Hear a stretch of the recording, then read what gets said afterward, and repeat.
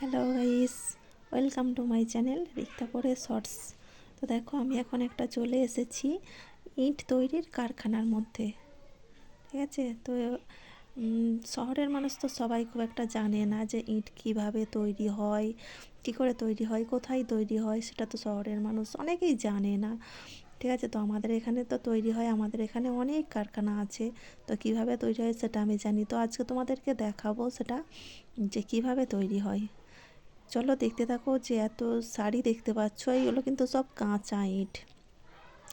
তো কাঁচা ইট বলতে হচ্ছে এখনও মানে পোড়ানো হয়নি, আগুনে পোড়ানো হয়নি। আগুনে পোড়ানোর পর তো ইটটা মানে একদম পাকা হয়। এইগুলো কাঁচা ইট দেখতে পাচ্ছ, সব লাইন বাই লাইন একদম কাঁচা ইট। আর এইগুলো সব একটা একটা করে বিছিয়ে দিয়েছে না, এগুলো রোদে শুকানোর জন্য দিয়েছে, মানে রোদে শুকাতে দিয়েছে। দেখো, দেখতে পাচ্ছ কীভাবে ইঁটগুলো খুব সুন্দর একটার পর একটা একদম বিছিয়ে দিয়েছে যাতে এগুলো রোদে শুকনো হয়।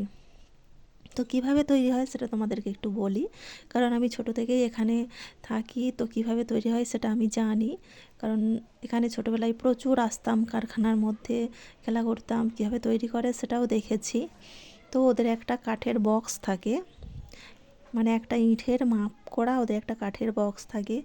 তো ওরা কাদামাটি তৈরি করে সেই বক্সের মধ্যে দিয়ে দেয়, তারপরে একদম সেম সমান করে বক্সে দিয়ে দেওয়ার পর একটা একটা করে উল্টে দেয়। যে এখানে ইঁটগুলো বিছানো আছে দেখতে পাচ্ছ না, এই যে দেখো সব ইঁটগুলো বিছানো আছে, সব এরকম একটা একটা করে লাইন বাই লাইন উল্টে উল্টে দেয়। মানে কাঠের বাক্সটার মধ্যে ওরা কাদাটা ভরে দেয়, তারপরে সেই বক্সগুলোকে উল্টে উল্টে দেয়।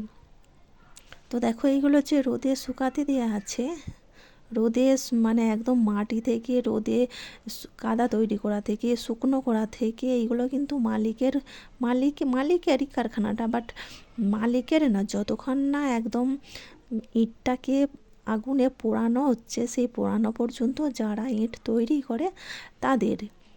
ধরো যে রোদে দিয়েছে, হঠাৎ করে যদি বৃষ্টি এসে যায়, কত ক্ষতি হবে, কত ইট নষ্ট হবে। এগুলো কিন্তু মালিকের যাবে না।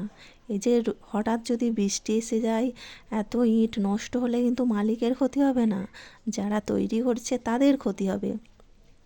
তাই জন্য করে এইগুলো রোদে শুকনো করে একদম আলাদা আলাদাভাবে গুছিয়ে রাখতে হয়, একদম ইট পোড়ানো পর্যন্ত, মানে যারা তৈরি করে তাদের।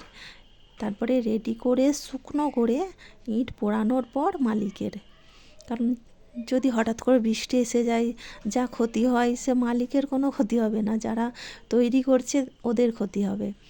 সেই জন্যেই দেখো ওরা রোদে শুকাতে দিয়েছে, দেখছো এগুলোকে রোদে শুকাতে দিয়েছে একটা একটা করে। যতক্ষণ না এগুলো রোদে শুকনো হবে, এই ইঁটে কিন্তু ওরা একটাও হাত দেবে না। কারণ কাঁচা অবস্থায় যদি ওরা হাত দেয় তাহলে কিন্তু ইঁটটা বেঁকে যেতে পারে, ভেঙে যেতে পারে। তাহলে ক্ষতিটা যারা তৈরি করছে, ক্ষতিটা অ্যাকচুয়ালি ওদেরই হবে।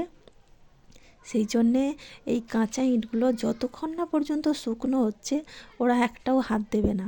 একদম পারফেক্ট শুকনো হয়ে যাওয়ার পর তারপর ওরা একটা একটা করে তুলে এইভাবে লাইন বাই লাইন সাজিয়ে রাখবে। এগুলো কাঁচা অবস্থায় কিন্তু সাজানো যায় না। এই যে লাইন বাই লাইন দেখো, সব থাক থাক করে সাজানো নয়, এগুলো কাঁচা অবস্থায় সাজানো যায় না। এগুলোকে রোদে শুকানোর পর শুকনো করে তারপরে লাইন বাই লাইন সাজাতে হয়। আর এই যেটা দেখালাম লম্বা মতো একটা, ওটা হচ্ছে ওখানে ইট পোড়ানো হয়। দেখো এগুলো সব ইট পোড়ানো হয়ে গেছে, দেখতে পাচ্ছ এগুলো সব ইট একদম পোড়ানো হয়ে গেছে। পোড়ানো অবস্থায় ইট এগুলো গাছ গুছিয়ে রেখেছে। দেখো এগুলো সব পোড়া ইট, এগুলো একদম রোদে শুকিয়ে একদম শক্ত করে শুকনো করতে হবে, যাতে ধরতে গেলে ভেঙে না যায়, ফেটে না যায়। এরকম শক্ত করে শুকনো করতে হবে। শুকনো করার পর যে ওখানে একটা লম্বা মতো তোমাদের দেখালাম, ওখানে পোড়াতে হবে। দেখতে পাচ্ছ এই যে ঘরগুলো দেখা যাচ্ছে না, ওই ঘরগুলোর ভেতরে কিন্তু কাঁচা ইঁটগুলো রাখে। যখন বৃষ্টির সময় ওরা দেখে যে মেঘ করেছে, বৃষ্টি আসতে পারে, সেই সময় ওরা কাঁচা ইঁটগুলোকে এই ঘরটার মধ্যে রেখে দেয়। তাহলে আর কি হয়, বৃষ্টির মধ্যে ভিজবে না, ঘরের মধ্যে রয়ে গেল। এই সাইডেও অনেক কাজ হচ্ছে, মানে এই কারখানাটা এত বড়। এই কারখানাটা যদিও আমার বাড়ির সামনে না, এই কারখানাটা হচ্ছে গিয়ে গাজনকোল টাটা ব্রিকফিল্ড। ঠিক আছে, তো আমি এখানে একটু ঘুরতে এসেছিলাম, তাই এই কারখানাটা অনেক বড় দেখলাম, তাই তোমাদেরকে একটু ঘুরিয়ে দেখাচ্ছি। নাহলে আমার বাড়ির সামনে অনেক কারখানা আছে, আমি ছোট থেকেই ওখানে বড় হয়েছি, সব সময় যেতাম, খেলা করতাম। তারপরে যখন একটু বড় হয়ে গেলাম তখন আর যেতাম না, কারণ কারখানাতে অনেক ছেলেরা থাকে, ওরা খুব পিছনে লাগতো, তারপর আর যেতাম না। ছোটোবেলায় খুব যেতাম, খেলা করতাম। এই যে লম্বা মতো দেখো পিছনে, আমার পিছনে দেখা যাচ্ছে, ওখানে ইট পোড়ানো হয়। দেখো এইদিকে অনেক কাজ হচ্ছে, মানে কারখানাটা এত বড়। আর এই যে ছোটো ছোটো ভাঙা টুকরো টুকরো ইট দেখতে পাচ্ছ, এগুলো সব বাতিল, মানে এগুলো সব ভেঙে গেছে, তাই বাদ দিয়ে দিয়েছে। আর এই যে গাড়িটা দেখছো, এই গাড়িতে করে কিন্তু ইট সাপ্লাই দেওয়া হয়। এই দেখো লম্বা মতো যে দেখতে পাচ্ছ না, ওই যে এটার মধ্যে ইট পোড়ানো হয়, ওটা চিমনি বলে, ইট পোড়ানোর চিমনি। আর এই গাড়িটার মধ্যে ইট সাপ্লাই দেওয়া হয়, তাই জন্য গাড়িটা এখানে দাঁড়িয়ে আছে, যারা যারা ইট নেবে। আর ওই যে লম্বা মতো ওটা হচ্ছে গিয়ে চিমনি দেখতে পাচ্ছ, ওখানে ইট পোড়ানো হয়।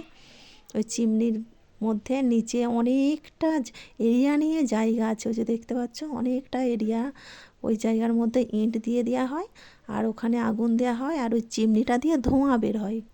ওই যে লম্বা মতো দেখতে পাচ্ছ, ওটা চিমনি দিয়ে ধোঁয়া বের হওয়ার জন্য। আর এই যে একটা বড় অনেকখানিটা এরিয়া নিয়ে বড়, এখানে সব এই যে এটা গেট, এই গেট দিয়ে প্রবেশ করে ভেতরে ইট দিয়ে আগুন দেওয়া হয়। তো সবাই ভালো থেকো, সবাই একটু লাইক কমেন্ট করো, টাটা।